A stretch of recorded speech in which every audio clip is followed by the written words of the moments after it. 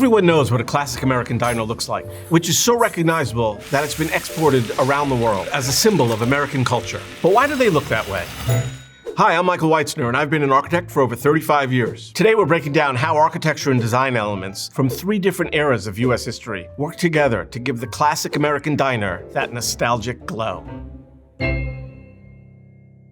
So let's take a look at a typical American diner. So the outside has a shape that's reminiscent of a train. In fact, that's how diners got their name. They're named after the dining car on a train. Many of the design elements in a diner are based on the necessities of dining on a train in a railroad car, like booth seating and counter seating and an open kitchen. So I like these 2 photos because they show all the elements that go into the classic American diner. On the exterior, you have that stainless steel, smooth curvature. You've got that Art Deco typography. And then on the interior, you have the checkered floor, you have the booths, you have the globes, and you have the jukebox. In the early part of the 20th century, trains were the dominant form of travel. If you look at some of the earliest diners, they were in fact actual train cars that were placed permanently on the ground. Let's take a look at one now.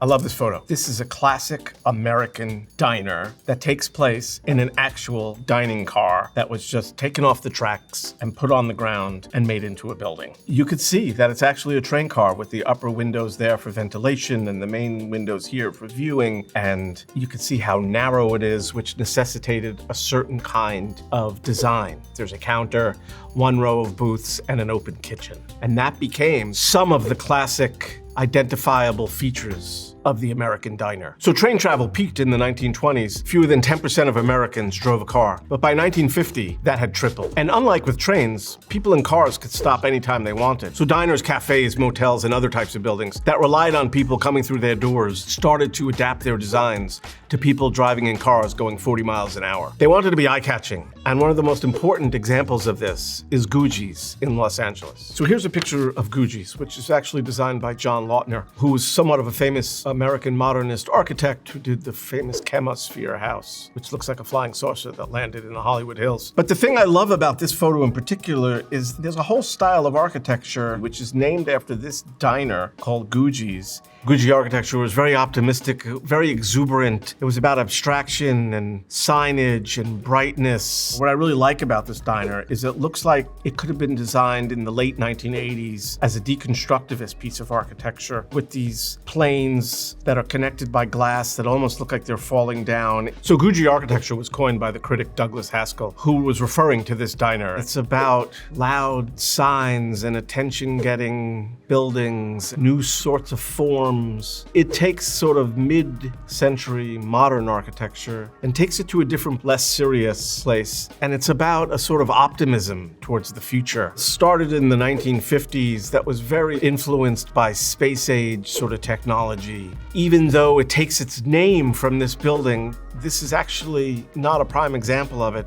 It actually morphs into something else. And other designs took the idea of appealing to motorists even further, designing buildings in such a way that motorists didn't even have to leave their car. Let's look at some examples. Okay, this is such a cool photograph because basically what it is, very simple square building in the middle, and then it's surrounded by this circular form. And from this building, there are little conveyor belts that bring the food out to the cars. I just think that's brilliant. The building is actually designed as a hub and spokes, which is actually sort of like a wheel, unintentional or not. And so the signage says it's better food, but not only that, it says no tipping. And that's not an instruction, that's actually a benefit that they're advertising. Hey, no waiters, no waitresses, no tipping.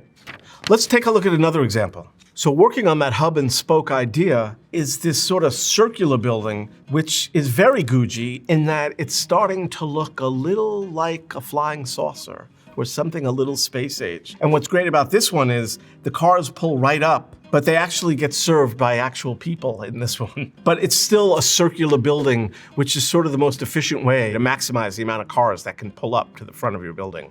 So basically the building sits in the middle of a parking lot so that cars could come from any direction and pull up and get served. And talk about eye-catching. Look at all that neon. Can't miss Simon's. So the popularity of cars continued to increase. And with it, so did GOOGIE style architecture, which was meant to appeal to the car. And that sort of culminated in Las Vegas. So let's take a look at the iconic Las Vegas sign. So no one driving into Las Vegas can miss this sign. And I love this sign. There's so much going on. All it says is welcome to fabulous Las Vegas, Nevada. But within that, there's like 4 different types of typography. There's a starburst at the top. There's this amorphous chevron shape that forms the backdrop. The letters are in these circles for welcome, which one might read as the planets. There's the scripted fabulous, the bright red block letter Las Vegas, and then the smaller Nevada. And it all stands and is supported on this blue armature.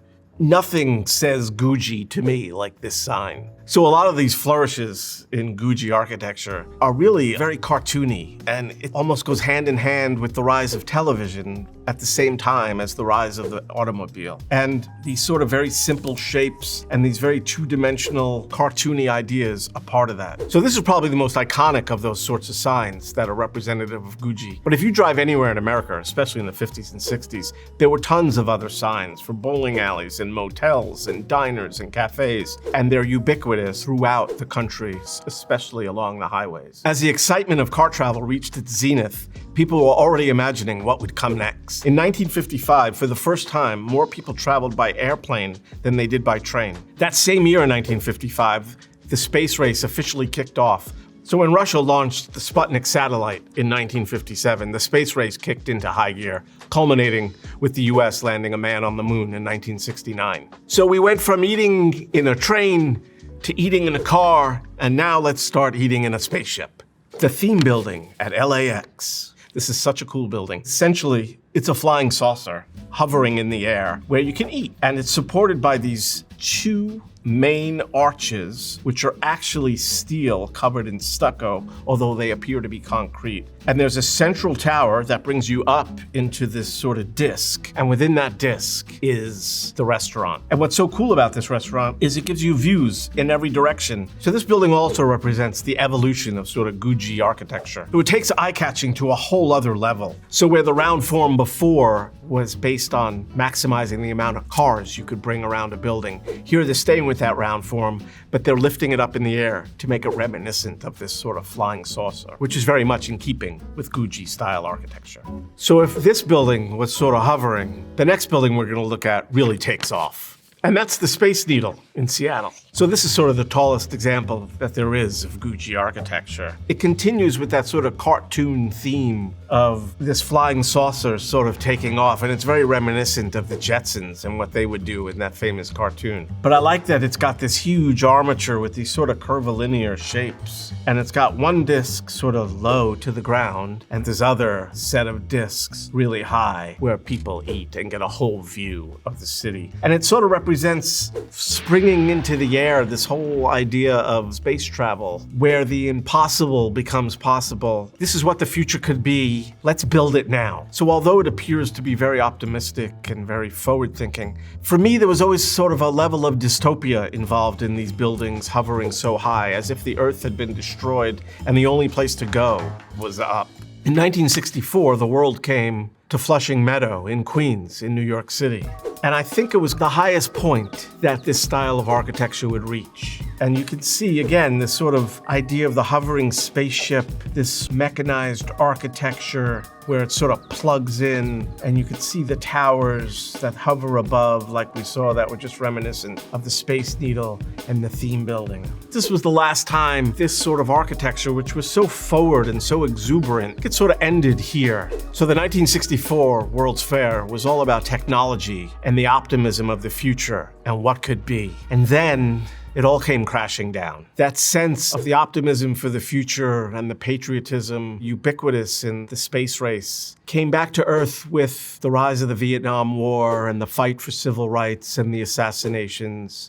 And all of a sudden, the only parts of GOOGIE architecture that sort of remained were the diners and the eateries that had started it. And the GOOGIE style, once a vision of the future, became a thing of the past. So today when we see a retro diner and we think of it as a specific time in the 1950s, it's really an amalgam of architecture from the 1920s based on the train, the 1950s based on the car, the 1960s based on space travel, and it's sort of this mashup altogether of all those eras. So to eat in a diner is to experience an expression of some of the best parts of our shared history, our optimism for the future. But in reality, it skips over many of the lowlights that were also present, such as the Great Depression, World War II, segregation, and the Vietnam War. What I love about diners is that familiar menu. They all serve the same stuff. Breakfast and hamburgers. I mean, that's basically it throughout the entire country. And there's something so comforting that you could go to a diner anywhere across the US and know what's gonna be on the menu. What do you order? Let me know where your favorite diner is in the comments below.